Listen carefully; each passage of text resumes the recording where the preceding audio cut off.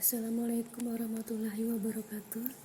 Akhirnya kita bertemu lagi di semester kedua, walaupun masih dalam keadaan pembelajaran jarak jauh. Namun semoga kalian tetap semangat untuk belajar dan tetap jaga kesehatan. Pada pelajaran IPA saat ini, materi awal kita berjudul energi dalam sistem kehidupan.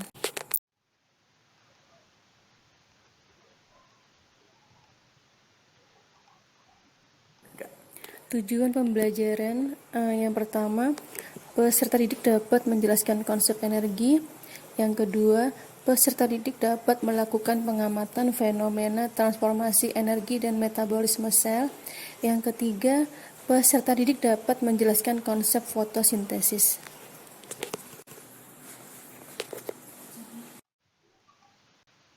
Selamat belajar dan silakan disimak baik-baik dari awal hingga akhir video ini.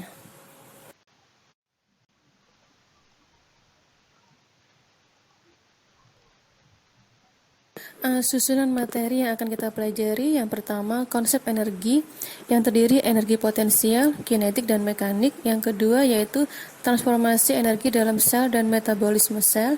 Yang ketiga yaitu fotosintesis.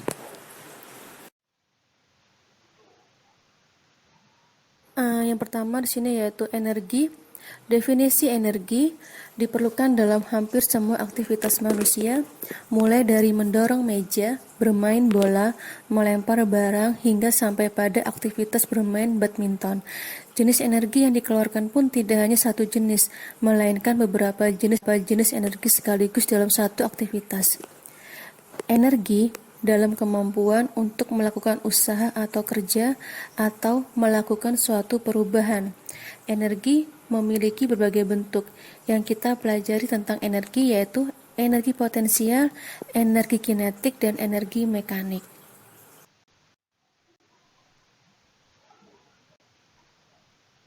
Yang pertama yaitu energi potensial. Di sini energi potensial adalah energi yang dimiliki oleh suatu benda karena kedudukan atau posisi benda tersebut. Energi potensial tersimpan dalam benda tersebut dan dimanfaatkan ketika diperlukan. Contoh energi potensial yang paling terkenal adalah energi potensial pada pegas. Jika pegas ditekan dan kemudian dilepaskan, maka pegas akan melempar benda yang menekan tersebut. Energi yang digunakan melempar oleh pegas adalah contoh energi potensial. Contoh energi potensial yang lain adalah energi kimia pada bahan bakar. Energi pada bahan bakar akan dapat menggerakkan kendaraan sehingga kendaraan mempunyai energi kinetik. Di sini rumus energi potensial yaitu EP sama dengan M dikali G dikali H, atau energi potensial sama dengan massa dikali percepatan gravitasi dikali dengan ketinggian benda. Yang kedua yaitu energi kinetik. Energi kinetik adalah energi yang dimiliki oleh suatu benda karena gerak yang dilakukan atau dialaminya. Kata kinetik berasal dari bahasa Yunani yaitu kinetikos yang artinya bergerak. Maka dari itu, semua benda yang bergerak sudah pasti memiliki energi kinetik.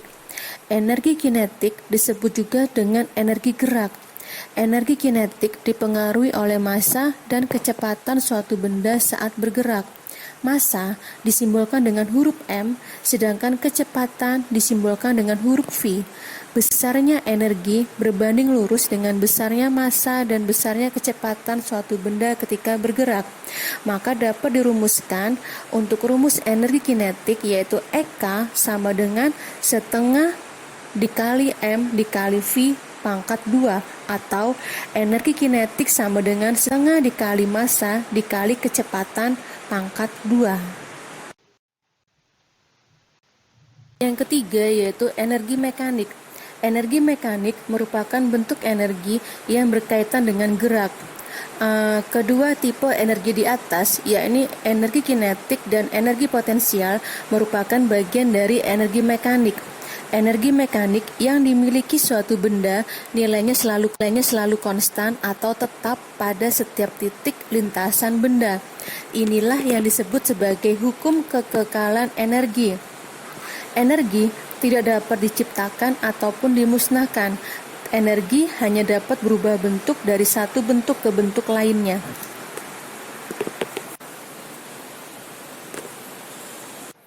Rumus energi mekanik yaitu IM sama dengan EP ditambah EK, atau energi mekanik sama dengan energi potensial ditambah dengan energi kinetik.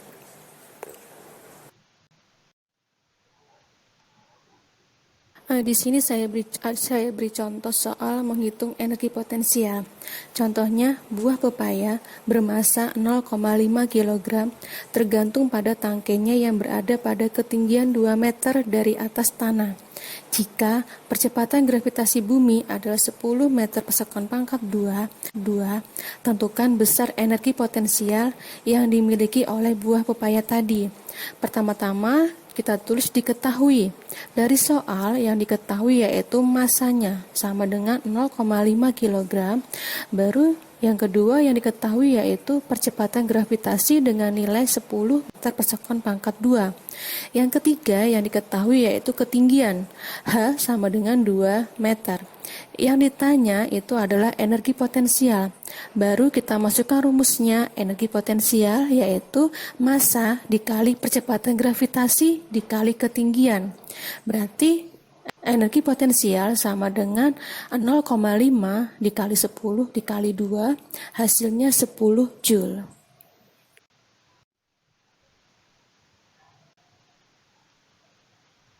Contoh soal yang kedua yaitu menghitung energi kinetik. Sebuah sepeda yang masanya 40 kg bergerak dengan kecepatan 10 meter per sekon. Tentukan besar energi kinetik sepeda tersebut. Sama seperti pada awal, kita tulis diketahui massa sama dengan 40 kg, V sama dengan 10 meter per sekon. Baru ditanya EK dan baru dijawab. Kita tulis rumusnya, EK sama dengan setengah MV pangkat 2. Setengah dikali 40 dikali 10 pangkat 2. Setengah kali 40 itu hasilnya 40 dibagi 2 yaitu 20. Sedangkan 10 pangkat 2 itu hasilnya yaitu 100. Jadi untuk energi kinetik 20 dikali 100 hasilnya 2000 Joule.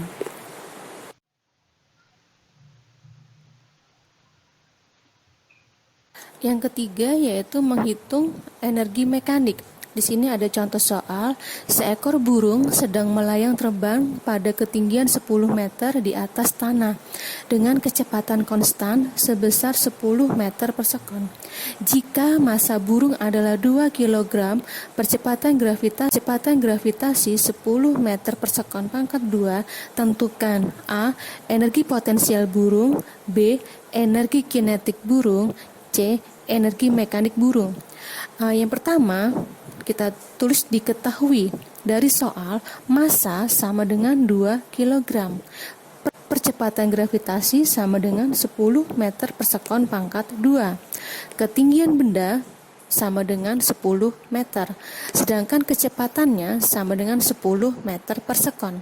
Yang pertama, kita hitung dulu energi potensial burung dengan rumus EP sama dengan M G dikali H. M-nya 2, G-nya 10, dan H yaitu adalah 10. 2 dikali 10 hasilnya 20, baru dikalikan 10 mendapat nilai yaitu 200 Joule. Yang B, menghitung energi kinetik dengan rumus setengah MV pangkat 2. Kita tulis setengah dikali 2 dikali 10 pangkat 2. Hasilnya 1 dikalikan 100 sama dengan 100 Joule. Untuk energi mekanik pada rumus yaitu energi potensial ditambahkan energi kinetik. Jadi dari soal tadi energi potensialnya dengan nilai 200 Joule ditambahkan energi kinetik dengan nilai 100 Joule. Berarti energi mekanik hasilnya adalah 3.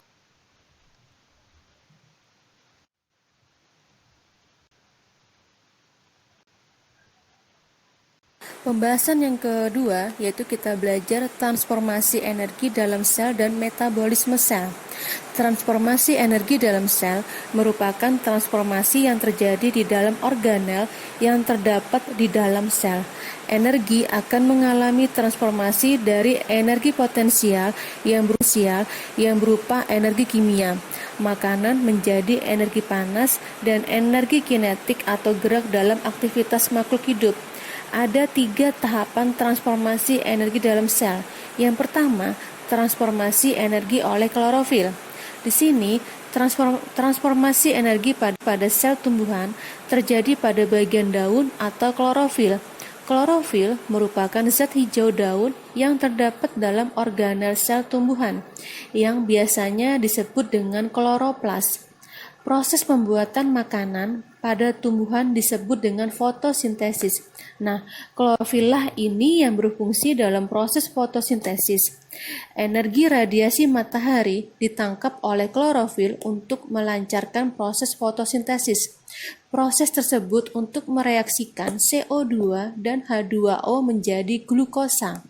Selain glukosa, yang dihasilkan juga menghasilkan oksigen yang dapat digunakan oleh tumbuhan untuk beraktivitas, seperti tumbuh, berkembang, dan juga bernafas. Dalam proses fotosintesis, energi radiasi matahari yang berbentuk energi cahaya diubah menjadi energi potensial dan energi kimiawi yang disimpan dalam molekul karbohidrat dan bahan makanan lainnya.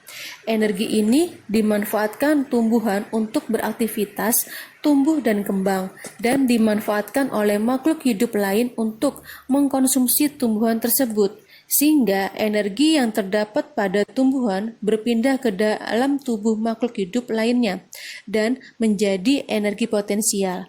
Di dalam tubuh makhluk hidup, energi juga akan ditransformasikan kembali.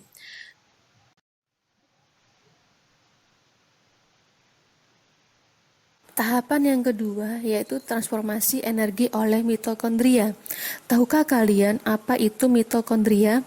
Mitokondria adalah untuk mengatur aktivitas metabolisme sel. Mitokondria merupakan suatu organel yang terdapat di dalam sel dan memiliki peran dalam respirasi sel. Mitokondria memanfaatkan energi kimia untuk mengubah karbohidrat, protein, dan lemak. Di mana letak mitokondria? Mitokondria terletak di dalam sel otot, makhluk hidup, dan sel saraf. Fungsi utama dari mitokondria sendiri adalah sebagai pabrik energi sel yang dapat menghasilkan energi dalam bentuk ATP atau adenosine triphosphate. Metabolisme karbohidrat akan berakhir di mitokondria ketika pirufat ditransport serta dioksidasi oleh O2 yang akan menjadi CO2 serta air. Energi yang dihasilkan sangatlah efisien, sekitar 30 molekul ATP yang diproduksi untuk setiap molekul-molekul glukosa yang dioksidasi. Sedangkan glikolis hanya bisa dihasilkan 2 molekul ATP.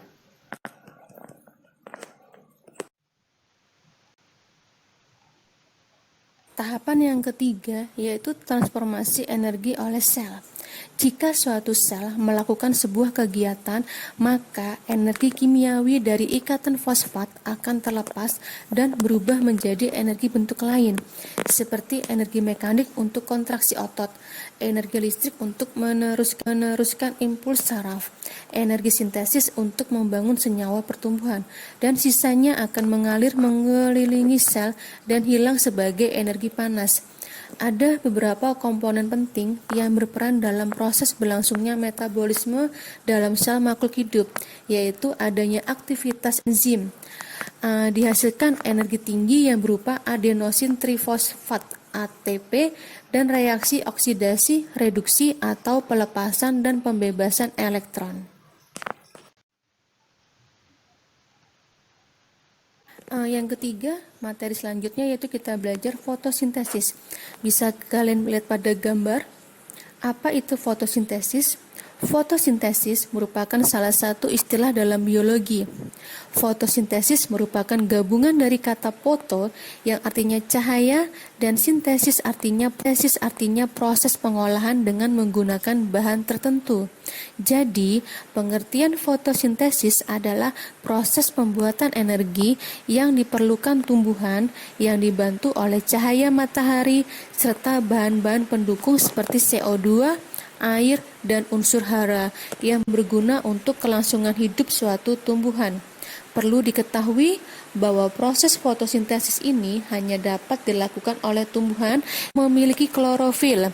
Tanpa adanya klorofil, suatu tumbuhan tidak akan dapat membuat makanannya sendiri. Bagaimana proses fotosintesis? Proses fotosintesis berawal dari karbon dioksida yang diambil oleh mulut daun pada malam hari umumnya.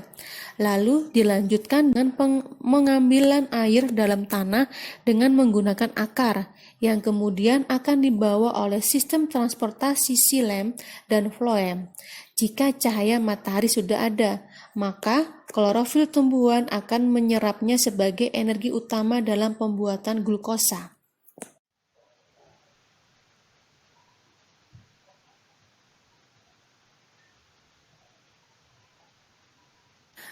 Materi ini telah selesai. Silakan kalian kerjakan soal berikut.